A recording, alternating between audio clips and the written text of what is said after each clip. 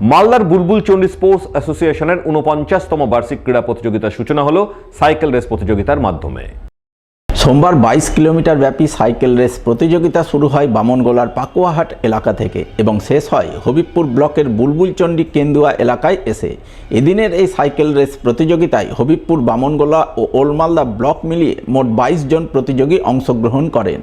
প্রতিযোগিতায় প্রথম, দ্বিতীয় ও তৃতীয় স্থানাধিকারীদের আগামী ২৬শে জানুয়ারি হবিবপুর, বামনগোলা ও ওল্ড-মালদা ব্লকের বার্ষিক ক্রীড়া প্রতিযোগিতার দিন পুরস্কৃত করা হবে, এমনটাই জানান বুলবুল চন্ডী স্পোর্টস অ্যাসোসিয়েশনের সভাপতি বীরেন্দ্রনাথ সাহা।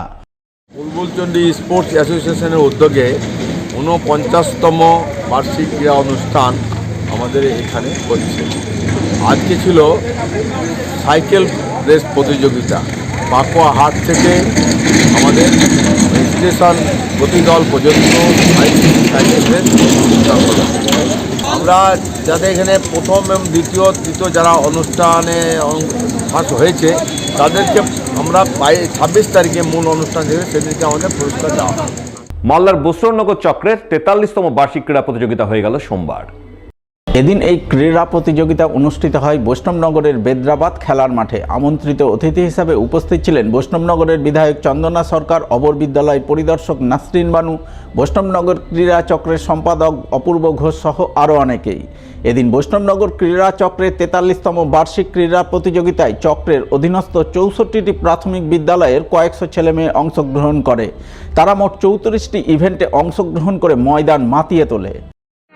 ৪৩তম বার্ষিক শিশু ক্রীড়া উৎসব ৬৪টা প্রাইমারি স্কুলে, গ্রাম পঞ্চায়েত লেভেলে যে প্রতিযোগিতাগুলো হয়েছে ৩৪টা ইভেন্টের উপর যারা প্রথম প্রতিযোগী তাদের প্রত্যেকে উঠে এসেছে সার্কেল লেভেলের, আমাদের চক্র লেভেলের ৪৩তম বার্ষিক শিশু ক্রীড়া উৎসব। আমাদের এখানে ৬৪টা প্রাথমিক হচ্ছে ২৪টা শিশু এসএসকে স্কুল। এটা ৪৩তম বার্ষিক শিশু ক্রীড়া উৎসব আমাদের এই বৈষ্ণবনগর চক্রের ব্যবস্থাপনায়। মোট ৬৪টা স্কুল আছে। প্রত্যেক স্কুল থেকে বা প্রত্যেক অঞ্চল থেকে যারা ফার্স্ট হয়েছে প্রায়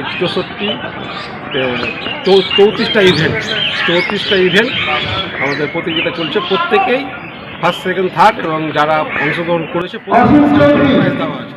অন্যদিকে এদিনই পুরাতন মালদার মঙ্গলবাড়ি ওসমানিয়া হাই মাদ্রাসার বার্ষিক ক্রীড়া অনুষ্ঠিত হয় সাড়ম্বরে। মঙ্গলবাড়ি সেতু ময়দানে নজরকাড়া ড্রিল প্রদর্শনের মাধ্যমে ক্রীড়া প্রতিযোগিতার সূচনা হয়। সূচনার পরপরই মাদ্রাসার ছাত্রছাত্রীরা বিভিন্ন ইভেন্টে অংশ নিয়ে ময়দান মাতিয়ে তোলে। এদিনের এই ক্রীড়ানুষ্ঠানে উপস্থিত ছিলেন ওসমানিয়া হাই মাদ্রাসার শিক্ষক শিক্ষিকা সহ অন্যান্য বিশিষ্টজনেরা।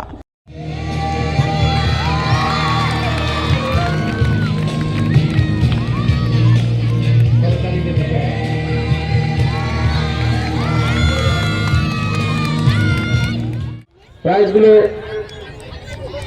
বিজয়ীদের হাতে তুলে দেওয়ার জন্য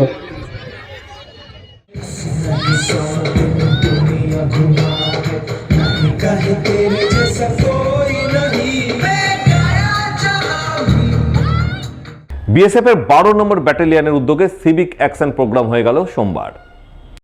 সিভিক অ্যাকশন প্রোগ্রাম অনুষ্ঠিত হয় পুরাতন মালদার ভারত বাংলাদেশ সীমান্তের কেষ্টপুর বিএসএফ ক্যাম্পে। উপস্থিত ছিলেন বিএসএফের ১২ নম্বর ব্যাটালিয়নের ডিআইজি বিজয় কারকারে, ব্যাটালিয়নের CO Dilbagh Singh, assistant commander Ashish Sharma সহ আরও অনেকেই। এদিনের সিভিক অ্যাকশন প্রোগ্রাম উপলক্ষে বিএসএফের পক্ষ থেকে নানান অনুষ্ঠানের আয়োজন করা হয়। সেই সঙ্গে সীমান্ত এলাকার গ্রামবাসী সহ স্কুল ছাত্রছাত্রীদের মধ্যে খেলাধুলার সামগ্রী সহ নানান সামগ্রী বিতরণ করা হয় বলে জানা গেছে।